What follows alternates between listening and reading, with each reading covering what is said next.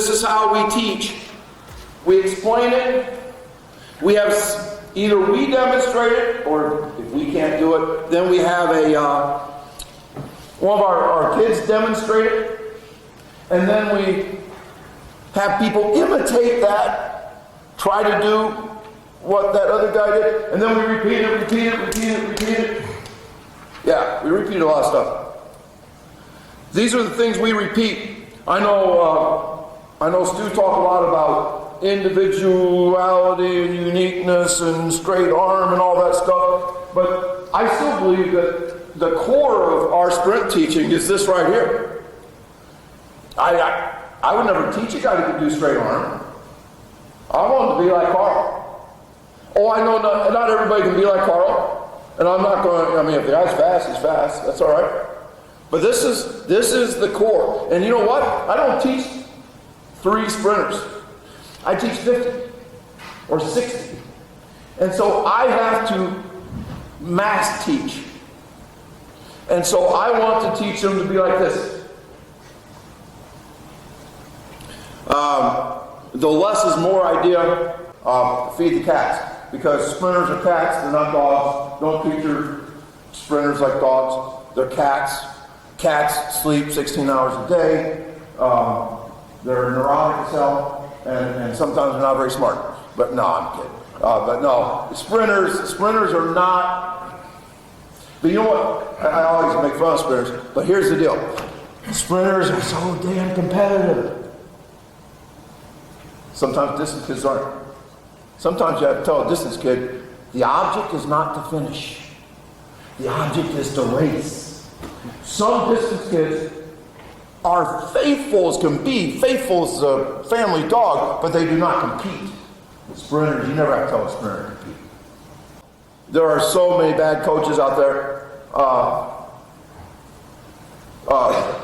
There are so many coaches that believe the process is to go work kids real hard and make them tired and sore and then repeat it. And we're better than that. And I want kids to like it. Remember last night I said, keep it learnable and likable. I'm a believer in simplicity, and I'm a believer that I want every kid's favorite sport to be track, except for when I'm their football coach. Then I want them to love football. And when they're in my chemistry class, I want them going home. I only have one rule in my chemistry class, the Vegas rule. What goes on in here stays in here. I'll be damned. They go home every day talking about chemistry. It's just perfect reverse psychology type stuff. I'm going to play a video here. I've never done this. Some of you have seen this, but I don't think you've seen me explain it. And I'm going to explain the way I teach. And this video that you're going to see is on YouTube. And I'm not apologizing if you've watched it 5 times already, because you've never heard me talk about it. Okay, what you're seeing right now are what we call walkovers. What we're trying to do here is just tell kids that sprinting is picking up your feet. That we are going to pick up our heels, heel up, knee up, toe up. It's this. It's heel up, knee up, toe up. Heel up, knee up, toe up. Now, you got to talk like that because you're trying to reinforce and explain front side mechanics. Front side mechanics is this. This is front side mechanics. This is back side mechanics. With the legs, you want to be all front side. No backside. Theoretically, you want to hit the ground and get right back up. And so we're just telling kids right now. And remember, I do drills to teach. I do not do drills. I don't teach during sprints. I teach during drills. Now, by the way, if the legs are all front, the arms are all back. There's nothing important about this. It's terribly important to do this. Anybody heard my son talk about hurdles? He talked about stretch reflexes. He wants his sprinter or his hurdler's knees to go wide so that the back knee will snap back. The trail legs snap back because you make that stretch. I teach my quarterbacks. We start with the ball here. The first move is here. I was always taught to have it up by your ear. You know, Johnny Unitas or something. No, it's here, here. Because you want a stretch reflex. Here, over the top. So, you want this so that this happens. And what this does is brings your leg down hard. Vertical force. So front side, back side. Okay, now we skip. Now the reason why we skip is to reinforce that the knee has to come up like Carl Lewis and the foot is under the knee. Now we do not skip in a lazy way. We skip with a little bit of balance and intensity. I call it being caffeinated. Now let me talk about butt kicks here. This is probably suspect. Maybe butt kicks is something we shouldn't do. But remember, the first step of running is heel up. Heel up, knee up, and then the toes up. So what we're working here is heel up. If you see soccer teams doing warm-ups,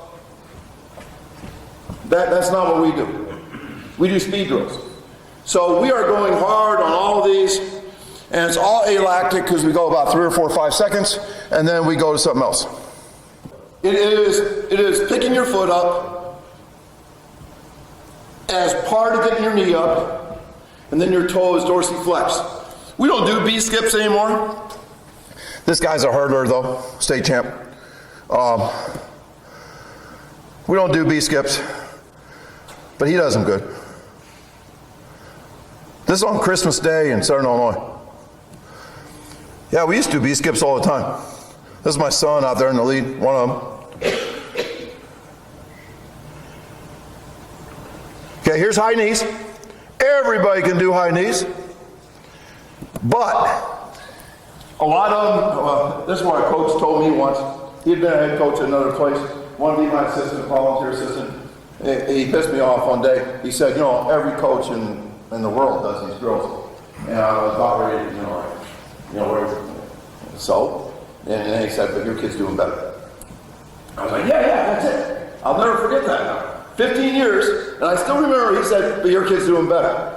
That's what we have to, Chad McConnell, who I referenced earlier at Edwardsville. He says that he almost has to make a fool out of himself during drills. He's running up and down, and, come on, you gotta get better. And then he looks over and his assistant coaches are like sipping on coffee or something. The same way with I have to tell my assistants, I said, am I the only guy that's going to coach here? Come on, And yeah, you do have to have some caffeine to really get out there. I do not have 420 kids. I cut my team down to 100 every year. We have cuts. We have tryouts. But see, we're not California. We don't have those big fields. We have like 5 lanes. Notice is good backside mechanics. Now this is something that we do twice every day. That's called butt kick and reach. That is not a backwards run. Sometimes we call it retro runs. But we are once again getting our heel up. And somebody asked me, why do you do these? Oh, I think I have the answer. I have the answer because a friend of mine named Tom Petronoff, who threw the javelin like 301 feet or something. Anyway, he said he used to practice left-handed and right-handed because what you can do left, you can do right-handed. That there's some type of bizarre carryover. And what I've found is that the fastest kids running backwards are the fastest kids running forward. So I don't know if I have any science behind this, but we do it and we race. We butt kick, reach, and my cue is race, oh! So we are going hard. That's a butt kick and reach. By the way, I've opened a track program at 2 different schools. Your first year at a school, it will suck doing this stuff. These guys weren't born doing these things. These things are things that you cultivate by repetition, repetition, repetition. And by the way, we can do this in a gym. We can also do it out on the grass. We used to do it on grass because we're worried about shin splints, but we're not worried anymore because we don't do hardly anything in practice. Okay, we have 4 different types of lunges. We used to call these lunge walkovers. This is really one that we don't do anymore. But notice that we're not doing, I don't know, you see people lunging like old ladies at a fitness club or something, and they drag that back foot. You see how he's getting tall and picking his foot up over his knee? We want him to look like a runner. Also, we want him to coordinate his arms. I believe lunges are a really important thing. I'll tell you about the different lunges we do. We just call them lunge walkovers. This is 15 years old. Because we're trying to walk over the knee. We're picking, you see the heel coming to the butt, knee coming up, getting tall, all that good stuff. Now, this is only like 8 years ago, and notice that we call these rocket lunges, where we're trying to really rocket the knee forward. Let me quit right there and tell you our other lunges. So we have the rocket lunge, where we try to have the quick knee coming up. We have the lunge pop-ups, where, can you do these, Marcellus? I don't know if people can see it. Come on. Now pop up a little bit. There you go. He's kind of switching his feet, but we'll get that. I mean, what he's doing is fine. And then let's do a long lunge. Long. We call this long lunge. Okay, now let's do backwards lunge. This takes, nobody can talk and do this at the same time. It's really weird. Oh, see how wobbly he is? That's good. I mean, that's bad, but that means that we're going to get better at that. Now, Coach, you do those lunges every day, that whole complex? Nope. Because we like to do the lunges for X Factor. We could do them. I've done it before. I don't know who I'm talking to. We could. There's nothing wrong with it. But, you know, those X Factor days, we like to sprint like 2 or 3 days a week tops. So we'll do drills, and then, like, we did lunges. I think we did 2 of them on Tuesday and 2 of them on Thursday, both of our X Factor days. X Factor is just alternative days. Non-sprint, strength, plyo, hip mobility, something we saw on Twitter, you know, that kind of stuff. But we could do them all. I mean, it's no big deal. Now, you see our 5-box jump in action here.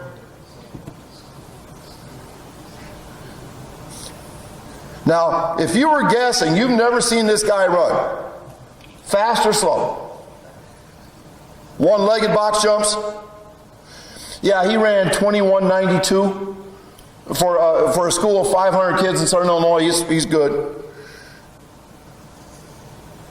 And by the way, the single-legged box jumps are the last ones that people do well. I mean, that's one of the... There's more box jumps. Once again, fast or slow, state champ. Single leg, I tell you, I don't know if anything in the weight room looks like this. I mean, I just think, there's nothing I see in the weight room where I can say that guy's a possible state champion. But I can see a guy do that. 5-box jump. This guy signed a contract with the Bears 4 years ago. The black kid. Do you care how far they progress? Distance, like something? No. I mean, they can do whatever they want. They're really probably jumping over hurdles. It's probably not in boxes. Okay, I have several different bounds. There's a speed bound. This is pretty good. That's a speed bound. Here's another. Okay, this is a high bound. Okay, so let me tell you my 3 bounds. We did the speed bounds, did the high bounds. You probably know what the third one is. Long bounds. Got it? So now we're starting to add to our X Factor repertoire, and if you want to do this as part of your speed drills, that's okay too.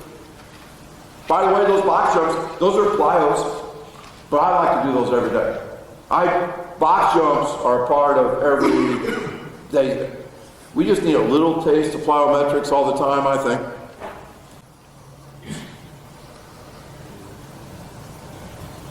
Speed bounds. So you notice that now it looks a little different. He's going now. Prime times. Okay, now, I never did this 15 years ago. This is actually something, straight-legged bounds, I think everybody's heard of, but Corfus, when I saw him 8 years ago, I guess, for the first time, Chris called him prime times because it was like Deion Sanders after an interception. Okay? And all these are straight-legged bounds. Yeah, people do this, but what we do that I think is unique, these and our butt kick and reach, we race! I mean, we sprint. Now, an alternative to this, which maybe some of you saw Matt Gifford, who's a speaker here, talk about, is a speed bound into a sprint. Anybody see that on Twitter? A speed bound into a sprint is a great, he puts some really good stuff on there. And so we did that this week too, on X Factor Day. I said, okay, we're going to do prime times, and then we are going to drop our shoulders and sprint out of it. How many times we do it? Once. That's like a 60-meter run. Gee, we rested for like 60 seconds after that. Because we want to, how long do you rest? You want to rest long enough to be able to repeat the next one at full speed. I totally believe speed is neurological. It's not muscular. It's not chemical. It's neurological. It's electrical. And so we are constantly working with our electrical system. If you're sending your kids, in my opinion, if you're sending your kids on 5-mile runs on Mondays, you are screwing up their electrical systems. Don't want to do it. Don't want to do it. You want to keep that electrical system firing fast. Once again, they're going fast. They're racing.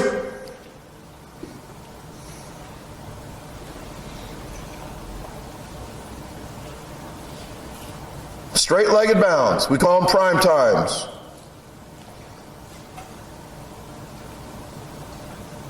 We do, this is one of the things we do twice a day. Is the butt kick and reach and the prime times. Everything else we do like once. We do like 15 different things. We don't stretch anymore. But back in the day, I used to tell guys to do a hang stretch and then do the splits. I don't know why we do what we do, but this guy's pretty good at it. So I kept it in there. I used to say, guys that can do this are better than guys that can't. I don't know if that's true or not, but I used to say it all the time. We don't ever stretch anymore. But if we did stretch, I think we would do some split stretches. Okay, here's one of my favorite things. I got a kid, this before activation, reset. This is before we pretty much eliminated hamstring injuries by other means. I had of course, anchor guy, my 4x1, pull up, and first day of May, we had to get him back in 4 weeks, and we did. And somehow I found some strength builders, and this is one of them. This is a straight leg swing, where you see people doing this as kind of like fence, warm up type of stuff, but we're going to go fast and high as we can in the front, high as we can in the back. Notice that he's pretty good. And also, here's another thing too. When you're going up, you're going to come down, and you're going to just grab a little bit of track on your backswing. We actually smell rubber burning when we're doing this. The bottoms of your soles of your shoes. And that little catch, I think, strengthens the hamstring. And instead of stretching, I think this is pretty good. I think hip mobility is great stuff. But this is an X factor thing that we do. We don't do this every day. We did it Thursday, right? We did it one time this week. Marcel's did it with his right leg, and we do it for 8 seconds maybe. Or I say, as soon as you feel yourself slowing down, stop. Nervous system, nervous system. And then you step away, and your partner gets up there, he goes one leg. And then Marcel jumps back in, other leg. So we're done. We're done. Less is more. Minimum effective dose. He's actually really tired. He's going, I would say, faster, faster. He's not going fast enough. The next kid, I think you'll see better. That's pretty good. Both these guys are pretty good. You see, you can't do this for more than 5 or 6 seconds. You're tired.